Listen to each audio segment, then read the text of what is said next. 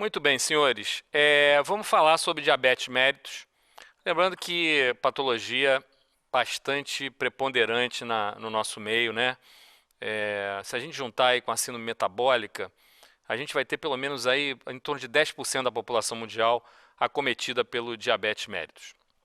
E aí vamos tentar entender um pouco como é que funciona isso, tentar definir, fazer uma introdução aí sobre o raciocínio do metabolismo intermediário e como é que funciona o metabolismo que leva à situação clínica do diabetes, à fisiopatologia em si. Bom, muito bem. Levando em consideração que a gente faz uma ingestão de algum alimento, claro, esse alimento muitas vezes vem rico em carboidrato, rico em açúcar, a gente está a gente está se preparando então para ficar um período aí sem se alimentar. O que a gente chama desse período um período pós-prandial, após a alimentação. E o que acontece então nesse período pós-prandial? A gente tem uma ingesta de glicose e a nossa resposta imediata é a liberação do nosso hormônio pelo pâncreas, pelas nossas ilhotas, da insulina. E o que essa insulina vai fazer? Essa insulina vai fazer com que a gente coloque esse combustível, que é a glicose, para dentro da célula.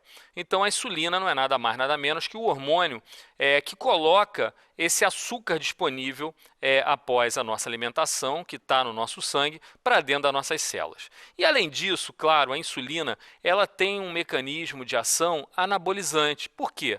Porque ela leva a um acúmulo de energia. Na realidade, o que nós estamos tentando é fazer o acúmulo de energia para poder transformar essa glicose em ATP, essa glicose em produção energética.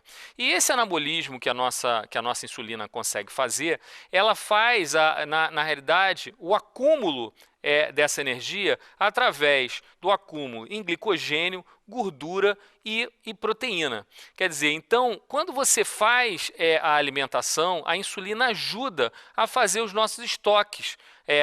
Falando então principalmente do açúcar, da glicose, em glicogênio e gordura, e do ponto de vista proteico, a manutenção da nossa estrutura proteica sem a gente entrar em consumo desse material, dessa estrutura proteica. Então a insulina é um hormônio anabolizante, já que ela nos ajuda a manter a nossa estrutura preparada para um período de jejum.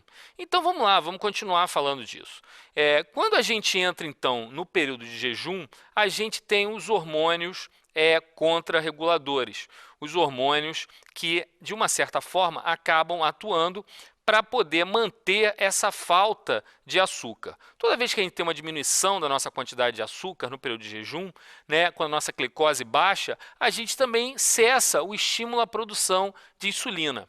Se a gente tem pouca glicose e a gente cessa a produção do estímulo à produção de insulina, a gente tem os hormônios contrarreguladores tentando manter os nossos níveis de açúcar séricos, sanguíneos, em níveis normais para que a gente não entre em hipoglicemia. Então a gente libera nesse momento, no período de starvation, né, no período de jejum, glucagon, adrenalina e cortisol e GH, que são os hormônios contrarreguladores a esse período de baixa de açúcar. Claro que esses hormônios eles acabam atuando num mecanismo oposto, como hormônios do catabolismo, hormônios que levam a um catabolismo. O que é isso? Eles são obrigados a atuar naqueles estoques que a nossa insulina anabolizante tinha acabado de fazer no período prandial, no período pós-prandial. Então, a gente vai ter os estoques de glicogênio, então, através da glicogenólise, produzindo glicose, a proteólise e a lipólise através da gliconeogênese, liberando então, tentando chegar em glicose e liberando também através da lipólise corpos cetônicos. E nós vamos guardar esses corpos cetônicos para a gente discutir um pouco mais à frente, que faz parte da fisiopatologia da situação clínica relacionada ao diabetes, relacionada à própria patologia diabetes mellitus. Bom, se a gente falou claramente que a insulina é o hormônio principal e que mantém a gente colocando a glicose para a gente, essa fonte energética, que é a glicose, para dentro da célula, nos mantendo naquele momento anabólico, naquele momento de estoque e de produção de energia através dessa colocação para dentro da célula da insulina, usando a insulina. Quando a gente tem uma diminuição da insulina, nós entendemos que o diabetes, na realidade, é como se fosse um período de jejum. Ou seja, a gente não tem aquele nosso hormônio que é o hormônio anabolizante, o hormônio que coloca o açúcar para dentro da célula. Então é como se a célula estivesse em jejum, porque está faltando a insulina.